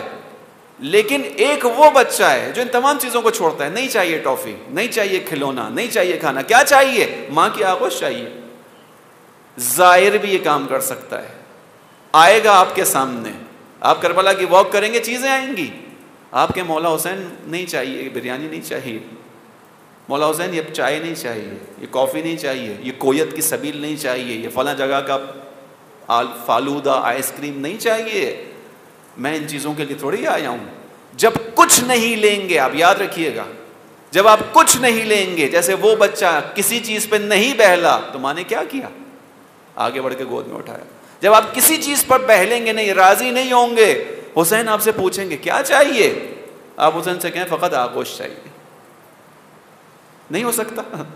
ہو سکتا ہے، ہو سکتا ہے۔ امام حسین سے کہیں ہم آغوش کے لیے آئے مولا، ہم کھانے پینے کے لیے نہیں آئے تھے، ہمیں پتہ ہے کہ یہ لوگوں کی قسمیں ہوتی ہیں، یہ لوگوں کو بہلانے کے لیے تھا، بہلتے ہیں لوگ انہی چیزوں سے، کربلا کی واک کے اندر ان چیزوں پہ بہل جاتے ہیں، خوش ہو جاتے ہیں۔ اس کو میں پھر کہہ رہا ہوں، تنقید مت سمجھیے گا، یہ جو کر رہا ہے وہ ظاہر کی خدمت کر رہا ہے، اس کا اجر، اس کا ثواب عند اللہ محفوظ ہے یقیناً، مگر ضروری ہے کہ میں ان چیزوں سے بہلوں؟ یہ تو ضروری نہیں ہے۔ جیسے سبیل لگائی ہے، اس نے خدا کی خاطر لگائی، اس کو خدا اجر دے گا، لیکن یہ تو طے نہیں ہوا کہ میں اس کی سبیل پر رک کر وہاں پہ کھڑے ہو کے اپنے پیٹ کو بھروں، یہ طے نہیں ہوا۔ میں سادہ چیزوں کے ذریعے سے بھی آگے بڑھ سکتا ہوں، میں سادگی سے بھی آگے بڑھ سکتا ہوں، میں حسین کو پیغام دے سکتا ہوں کہ حسین کچھ لینے نہیں آیا، میں فقط زیارت کے لیے آیا ہوں، اللہم ارزقنا زیارت الحسین، میں خدا سے مانگ کر ہی آپ کی زیارت آیا ہوں۔ جب میں کچھ نہیں لوں گا تو یقین کیجیے حسین کی آغوش ملے گی۔ جب میں کچھ نہیں لوں گا، میں تمام چیزوں کو چھوڑوں گا، مولا میں بہلوں گا نہیں ان چیزوں سے، مجھے مت بہلائیے، بہلنے والا اتنا لشکر ہے تو چل رہا ہے، میں نہیں بہلوں گا، میں طے کر کے آیا ہوں، مجھے کچھ اور نہیں چاہیے۔ اب وہ کس طرح سے ہوگا مجھے نہیں پتا، وہ آغوش کیسی ہوگی مجھے نہیں پتا، ممکن آپ اعتراض کریں میرے اوپر، میں آپ کو معنویت کے میدان میں صرف وہ چیزیں بتا رہا ہوں جو ہوئی ہیں، جو ہوتی ہیں، میں آپ کو کوئی ایک چیز بھی خواب کی نہیں بتا رہا، جو حقیقت سے تعلق رکھتی ہیں وہ چیزیں بتا رہا ہوں۔ عزیز، ان چیزوں کو دیکھنے کا انداز ہوتا ہے، چیزوں کو دیکھنے کا انداز ہوتا ہے، اپنے انداز کو بدلنا چاہیے. کربلا کی واک کے لیے نکلی، اربعین کی واک کے لیے نکلی ہے، توجہ ہٹائیے چیزوں سے. یہاں پر ایک واقعہ نقل کروں، یہ شیخ رجب علی کا ہوا تھا. ایک شخص رسول اللہ کی خدمت میں آیا اور آنے کے بعد اس نے رسول اللہ سے کہا کہ اے اللہ کے رسول، اس وقت کی بات ہے جب حکومت قائم ہو گئی تھی رسول اللہ کی، کہا اللہ کے رسول آپ کو یاد ہے جب آپ طائف آئے تھے تو طائف میں آپ کو کوئی پناہ نہیں دے رہا تھا، کسی نے آپ کی مہمان نوازی نہیں کی تھی، سب سے زیادہ رسول اللہ کو اذیتیں طائف میں ہوئی تھی. ایک شخص تھا جس نے آپ کی خدمت کی تھی، آپ کو کھانا دیا تھا. رسول اللہ نے کہا ہاں مجھے یاد ہے. اس نے کہا وہ میں تھا. رسول اللہ خوش ہوئے، کہا بہت اچھی بات ہے. کہا اس کے بعد رسول اللہ نے اس کی مہمان نوازی کی، اور مہمان نوازی کرنے کے بعد رسول اللہ نے کہا تو بتا آپ کیا چاہتا ہے مجھ سے، کس وقت کی بات ہے جب حکومت قائم ہو گئی. اس نے کہا اللہ کے رسول آپ کی حکومت ہے، آپ کا اختیار ہے، آپ کا اقتدار ہے، میں چاہتا ہوں آپ مجھے 200 بھیڑیں دے دیں، میری زندگی اچھی گزر جائے گی. رسول اللہ نے اس کو 200 بھیڑیں عطا کی، وہ 200 شیپس لے کر چلا گیا. جب وہ چلا گیا اللہ کے رسول نے ایک آہ بھری آہ، کہ کاش اس شخص کی ہمت بنی اسرائیل کی اس بوڑھی عورت کے برابر تو ہوتی کم سے کم. لوگوں نے پوچھا اللہ کے رسول وہ بوڑھی عورت کیا ہے، اس کا ماجرا کیا ہے؟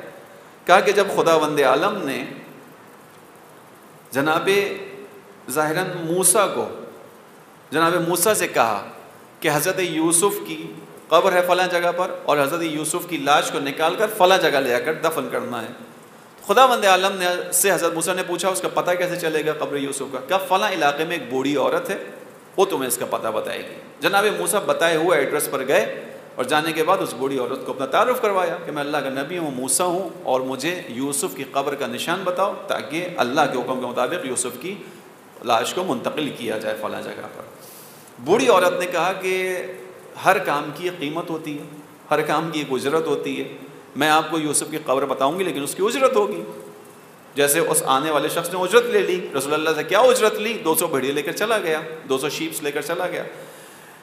رسول اللہ کہتے ہیں کہ اس بوڑھی عورت نے جب کہا کہ ہر کام کی اجرت ہے، مجھے اجرت چاہیے اس کی، جناب موسیٰ سے کہا. جناب موسیٰ نے کہا تو کیا اجرت لو گی، کیا چاہیے تجھے؟ جناب موسیٰ کے ذہن میں تھا کہ کچھ مانگے گی. جناب موسیٰ نے جب اس سے پوچھا کہ کیا اجرت چاہیے، کہا کہ موسیٰ اس کی اجرت یہ چاہیے کہ آپ اس بات کی ضمانت دیں کہ میں روز حشر قیامت میں آپ کے ساتھ محشور کی جاؤں گی، جنت میں آپ کے پڑوس میں آؤں گی. اجرت ہے نا، کام کی قیمت مانگی. رسول اللہ کہتے ہیں کہ جناب موسیٰ نے خداوند عالم کی اذن سے اس سے وعدہ کیا کہ تو اس کام کے بدلے میرے ساتھ محشور کی جائے گی، جنت میں میرے پڑوس میں تیرا مقام ہوگا. رسول اللہ نے اس آنے والے شخص کے بارے میں کہا کاش اس آنے والے شخص کی ہمت اس بوڑھی عورت کے برابر تو ہوتی. اس کی معرفت تھی کہ اس نے نبی خدا سے وہ چیز مانگی جو اس کے ہمیشہ کام آنی ہے. اس نے نبی خدا سے کیا مانگا؟ نبی خدا کا ساتھ مانگا عالم محشر کے اندر، جنت کے اندر ہمسائیگی مانگی. رسول اللہ نے کہا کہ کاش اس کی ہمت اتنی تو ہوتی کہ اللہ کے رسول کے پاس آیا ہے، کیا مانگنے آیا؟ 200 بھیڑیں لے کے چلا گیا، مر جائیں گی بھیڑیں، خود بھی مر جائے گا. عزیزوں کہیں ہمارے ساتھ بھی اربعین کی واک کے اندر یہ نہ ہو. ہمت بلند ہونی چاہیے، ہمت بلند ہونی چاہیے، ارادہ بلند ہونا چاہیے. چھوٹی چھوٹی چیزوں پہ راضی نہیں ہونا چاہیے.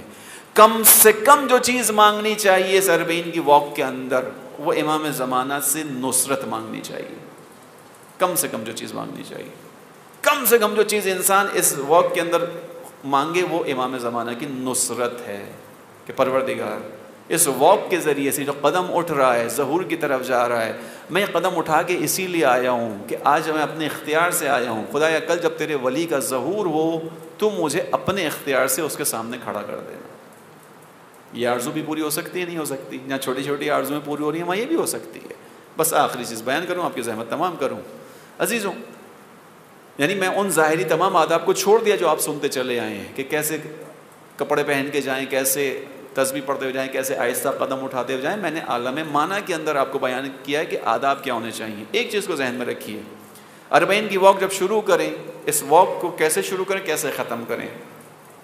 اس کو ایسے شروع کریں کہ جب آپ اس اربعین کی واک کو ختم کر کے امام حسین کے حرم میں پہنچیں تو آپ امام حسین علیہ السلام سے عبداللہ ابن سعید کی طرح ایک جملہ کہہ سکیں. عبداللہ ابن سعید کون ہے؟ عبداللہ ابن سعید وہ ہے کہ جب نماز کا وقت ہوا دوران جنگ ابو ثمامہ ساعدی نے کہا مولا وقت نماز ہے. امام حسین نے کہا خدا تجھے نماز گزاروں میں سے قرار دے. اور اس کے بعد امام حسین نے نماز کی تیاری شروع کی. امام حسین نماز کے لیے کھڑے ہوئے. نماز کے لیے کھڑے ہوئے تو امام کی حفاظت کے لیے آگے عبداللہ ابن سعید آ کے کھڑے ہو گئے. اب ظاہر ہے دشمن چاروں طرف سے گھیرا ہوا ہے, امام لشکر کے سردار ہیں, کتنی کوشش ہوگی دشمن کی کہ اس سردار کو اس حالت نماز میں مار دیا جائے تاکہ جنگ کا خاتمہ ہو جائے. کتنے تیر آئے ہوں گے کیلکولیشن نہیں ہے, لیکن اندازہ ہے بہت زیادہ آئے ہوں گے, کیونکہ دشمن دیکھ رہا ہے کہ ابھی جو سپاہی سالار ہے اس کے ہاتھ میں تلوار نہیں ہے, اور جنگ کا خاتمہ کرنے کے لیے کمانڈر کو مار دو, جنگ خود ختم ہو جاتی ہے. کتنی کوششیں ہوئی ہوں گی, کتنے تیر چلے ہوں گے, لیکن تاریخ میں مقتل میں کہیں بھی بیان نہیں ہوا کہ کوئی ایک تیر حالت نماز میں امام حسین پر آ کر لگا ہو. تمام تیر عبداللہ ابن سعید نے اور ان کے ساتھ عمر ابن قرظہ ہیں, ان دو افراد نے اپنے جسم پر لیا. 40 کی واک شروع کریں نجف سے, اور جب کربلا پہنچے تو امام سے ایک جملہ کہہ سکیں, وہ عبداللہ ابن سعید سے سیکھ لیجیے کیا کہنا چاہیے.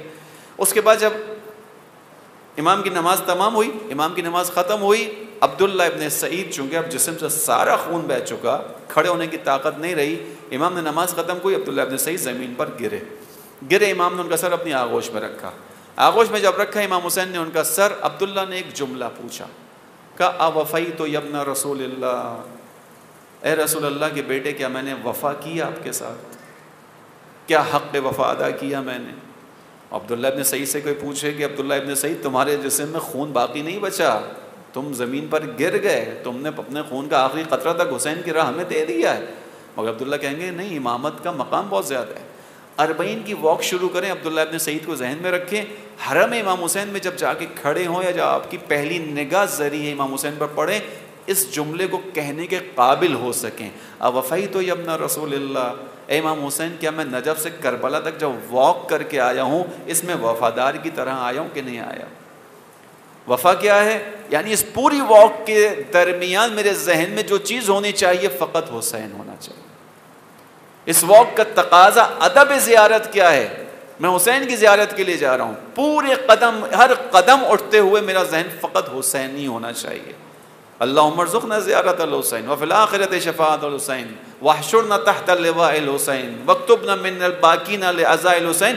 یہ جو ہم ہر جگہ حسین حسین حسین کہہ رہے ہیں, خدا سے کیا کریں, خدایا ہمیں حسین ہی بنا دے, رونے میں حسین ہی بنا دے, محشر میں حسین ہی بنا دے, زیارت میں حسین ہی بنا دے, حسین سے وابستہ کر دے, حسین سے وابستگی عطا فرما. 40 کی واک کے اندر عزیزوں مجھے یہ سمجھ میں آیا, ہماری اور آپ کی توجہ اور کوشش عبداللہ ابن سعید کی طرح ہو.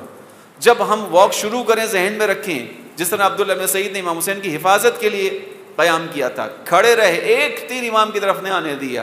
اسی طرح میرا آپ کا ذہن امام حسین سے ادھر ادھر نہ جائے. پھر دوبارہ کہہ رہا ہوں, سبیلیں, کھانے پینے کی چیزیں ہمیں اور آپ کو اپنی طرف اٹریکٹ نہ کر سکیں.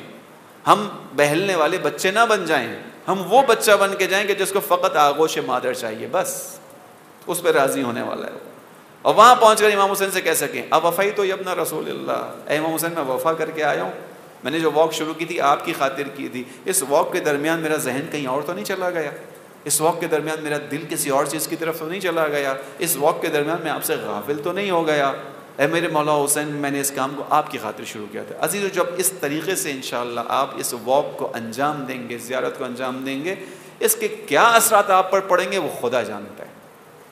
یعنی خدا جہاں ہر اٹھنے والے قدم پہ عمرہ اور حج کا ثواب دے رہا ہے, وہاں کوئی اتنی کیفیت کے ساتھ اگر اپنے اندر زیارت کی تڑپ پیدا کر لے, کہاں جائے گا خدا جانتا ہے. بس یہ آداب زیارت ہیں کہ اپنے ذہن کو مستقل امام حسین کی طرف متوجہ رکھنا ہے, اپنے ذہن کو ایک لمحے کے لیے بھی امام حسین کے حرم سے, امام حسین کی طرف سے غافل نہیں ہونے دینا. عزیز, امام حسین علیہ السلام کا راستہ ہے, معلوم نہیں کون کون اس راستے میں آتا ہے, آپ کو ہمیں معلوم نہیں, لہذا کہیں بھی اگر موقع مل جائے کوشش کیجئے گا کہ آپ خدمت گزاروں میں ہوں, ہمیشہ خدمت لینے والے نہ بنیں, خدمت گزاری کی کوشش کیجئے گا. میں نے ایک جگہ پڑھا تھا, دوبارہ پڑھ دیتا ہوں آخری جملے میں, کہ ممکن ہے انہی خدمت کرنے والوں میں یا آنے والوں میں نے جو لوگ موقف لگاتے ہیں ان کے درمیان گفتگو کرتے ہوئے کہا تھا کہ دیکھو, جب کسی کی خدمت کرو نا تو یہ سوچ کے کرنا کہ یہ ظاہر حسین ہے, ساتھ میں یہ سوچ کے بھی کرنا کہ ممکنہ طور پر یہ ہو سکتا ہے انہی آنے والے افراد میں کوئی ایسا فرد ہو جو امام زمانہ کے 313 افراد میں شامل ہو. تمہیں کیا پتا, ہو سکتا ہے نہیں ہو سکتا. کسی کی خدمت کرتے ہوئے سوچ لینا ممکن ہے کہ نہیں آنے والوں میں وہ افراد ہوں کہ جن کے اوپر امام زمانہ کی خصوصی نگاہ ہو. یہ صرف ان کے لیے نہیں ہے, آپ کے لیے بھی. آپ کے قافلے میں جو لوگ چل رہے ہیں عزیزوں, ہر کسی کا یہی سوچتے ہوئے احترام کیجئے گا کہ پتہ نہیں جو میرا ساتھ چلنے والا دوست ہے, میرا کولیگ ہے, میرا روم میٹ ہے, میرے ساتھ چل رہا ہے, مجھے نہیں معلوم اس کا خدا کے نزدیک کیا مقام ہے, مجھے نہیں معلوم اس کو امام حسین کس طرح دیکھ رہے ہیں, مجھے نہیں معلوم. وہ جو میں نے واقعہ سنا ہے اس کو ذہن میں رکھیے. کیا پتہ آپ کے ساتھ چلنے والا اس مقام پر ہو کہ امام حسین اس کو اپنی زیارت نصیب کر دیں, جیسے پارا چنار کے اس شخص کو کی تھی.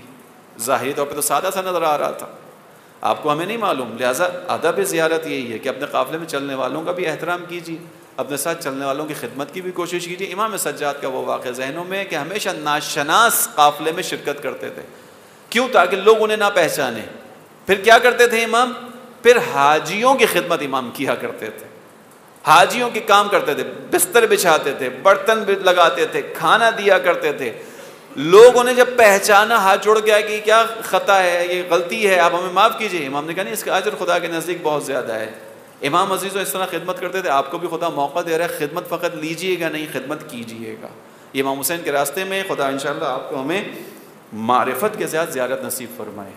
خدا کرے ہم اور آپ اس 40 کی واک کے ذریعے سے امام زمانہ کے لشکر میں جانے کی صلاحیت پیدا کر سکیں. عزیزوں بس اس زیارت کو کرتے ہوئے ذہن میں رکھیے گا, زیارت مصائب کے 2 ٹکڑے فقط. اس زیارت کو کرتے ہوئے یاد رکھیے گا اس منظر کو. کون سا منظر؟ جب کربلا کی شہادتیں ہو گئیں, اسیروں کو رسیوں میں باندھ دیا گیا, باندھنے کے بعد حکم ملا کہ سب کو روانہ کرنا ہے. عزیزوں روایت بیان کرتی ہے کہ بیویوں کے ہاتھ پس پشت بندھے ہوئے تھے. ایسے میں سواریوں پر بیٹھنا کتنا مشکل مرحلہ ہے, نہیں معلوم کہ بیویاں کیسے سوار ہوئیں. روایت میں ہے کہ جناب زینب نے مدد کی تو دوسری بیویاں سوار ہو گئیں سواری کے اوپر. مگر سوال یہ ذہن میں آتا ہے کہ جب زینب سوار ہو رہی تھی تو کس نے سوار کروایا تھا؟ سید سجاد کے ہاتھوں میں زنجیریں ہیں, پاؤں میں بیڑیاں ہیں, گلے میں توق. خدا جانے کہ جناب زینب کیسے سوار ہوئی ہوں گی. بندھے ہوئے ہاتھوں کے ساتھ چڑھائی پہ جانا مشکل ہے نا, کسی چیز پہ چڑھنا. کیسے جناب زینب سوار ہوئی مجھے نہیں معلوم. ماجرا آگے بڑھتا ہے, مقتل گاہ سے گزارا جاتا ہے ان اسیروں کے قافلے کو. جناب زینب دیکھتی ہیں کہ سید سجاد اپنے بابا کی لاش کے سرانے کھڑے ہیں. جناب سجاد کی اس کیفیت کو دیکھ کر جناب زینب خود کو زمین پر گراتی ہیں. پہلا جملہ آپ نے سنا, میں نے کہا کہ سواری پر بندھے ہوئے ہاتھوں کے ساتھ بیٹھنا بڑا مشکل کام ہے. کیسے جناب زینب بیٹھی مجھے نہیں معلوم, لیکن اگلے اس ٹکڑے کے اندر یہ سمجھ آتا ہے کہ بندھے ہوئے ہاتھوں کے ساتھ اونچائی سے گرنا اس سے زیادہ مشکل کام. اپنے آپ کو بندھے ہوئے ہاتھوں کے ساتھ سنبھالنا اس سے زیادہ مشکل کام ہے. میں ہمیشہ اس جگہ آ کر سوچتا ہوں کہ شاید زینب نے اس وقت کہا ہو, بھیا عباس تیری مشکل کا احساس ہوا ہے زینب کو. کٹے ہوئے بازوؤں کے ساتھ سواری سے زمین پر آئے تھے. شاید زینب سوچتی ہوں کہ عباس کیسے کٹے ہوئے بازوؤں کے ساتھ آئے تھے. زینب خود آئی ہیں زمین پر, ہاتھ پس پشت بندھے ہوئے ہیں. امام سجاد کے سرانے آتی ہیں, سامنے آتی ہیں, کھڑی ہوتی ہیں, دیکھتی ہیں کہ گویا حضرت سجاد کی روح جسم سے نکل رہی ہو. بس یہی جملہ مصائب کا ہے. اس زیارت کو سمجھیے گا, اپنی قدر کو جانیے گا. جناب سید سجاد سے کہتی ہیں بیٹا یہ کیا کیفیت ہے, میں دیکھ رہی ہوں تمہاری روح گویا تمہارے جسم سے نکل رہی ہے. امام سجاد حسرت سے کہتے ہیں پھوپھی اماں اس بیٹے کی ایسی کیفیت کیوں نہ ہو جس کا باپ کا لاشا ٹکڑے ٹکڑے قبربہ میں پڑا ہو. یہ بیٹا اتنا بے بس ہو کہ اپنے باپ کو کفن نہ دے سکے, غسل نہ دے سکے, اس پہ خاک پڑ رہی ہو. اب جب جناب زینب اس کیفیت کو دیکھتی ہیں, اب اے زائروں اپنے آپ کو اس جگہ پہ رکھو کہ دیکھو تمہارے ذریعے سے زینب نے سید سجاد کو ڈھارس دی تھی.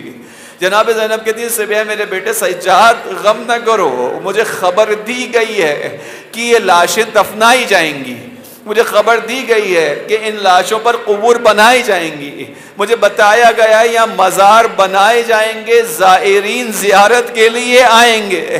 بس یہ وہ جملہ ہے جو آپ سے متعلق ہے. جب امام حسین کی زیارت کے لیے جائیں نا، قدم اٹھائیں زیارت کے لیے، یہ سوچ کے قدم اٹھائیے گا کہ بی بی زینب نے امام سجاد کو تسلی دی تھی آپ کے نام پر. آپ ظاہروں کا نام لے کر زینب نے کہا تھا بیٹا سجاد ظاہر آئیں گے، یعنی سجاد اب اس کیفیت میں دیکھ رہے ہو، یقیناً غربت کا عالم ہے مگر بابا کا مزار بنے گا، پوری دنیا سے ظاہر آئیں گے. شاید اس جملے کو سن کر سید سجاد کو تسلی ہوئی ہو. اے عزادارو، تم امام سجاد کے دل کی تسلی میں شامل ہو. تمہارا وعدہ دے کر زینب نے سید سجاد کی ڈھارس بندھائی. سَيَعْلَمُ الَّذِينَ ظَلَمُوا أَيَّ مُنْقَلِبٍ يَنْقَلِبُونَ. پالنے والے ہم سب کی اس عبادت کو، توفیق کو اپنی بارگاہ میں قبول فرما. خدایا جو مومنین زیارت کے متمنی ان تمام مومنین کو زیارت کی توفیق عنایت فرما. خدایا ہم سب کو بامعرفت زیارت امام حسین نصیب فرما. خدایا زیارت کو ہماری آخری زیارت قرار نہ دینا، جب تک زندہ رہیں اس زیارت پر جانے کی توفیق عنایت فرما. اس زیارت پر دوسرے مومنین کو جن کی استطاعت نہیں ہے اپنے ساتھ لے جانے کی توفیق اور طاقت عطا فرما. خدایا تو تیری رحمت کا واسطہ اس واک کے ذریعے سے ہم سب کے نفوس کی اصلاح فرما. تو یقیناً اس واک کے اندر انسانوں کے گناہوں کو معاف کرتا ہے. پروردگار ہمارے والدین کے، ہمارے مرحومین کے گناہوں کو معاف فرما. پروردگار تمام مراج اعظام کو صحت، سلامتی، طول عمر عنایت فرما. اس 40 کی واک کے خلاف جو سازشیں ہوتی ہیں، اندرونی سازشیں، بیرونی سازشیں، جو حملے ہوتے ہیں، ان تمام سازشوں سے تمام زائروں کو محفوظ فرما. خدایا تیری رحمت کا واسطہ اس 40 کی واک کے ذریعے سے ہمارے قدموں کو امام زمانہ کے ظہور سے نزدیک تر فرما. اپنی آخری حجت کے ظہور میں تعجیل فرمانا. ربنا تقبل منا انک انت السمیع العلیم برحمتک یا رب.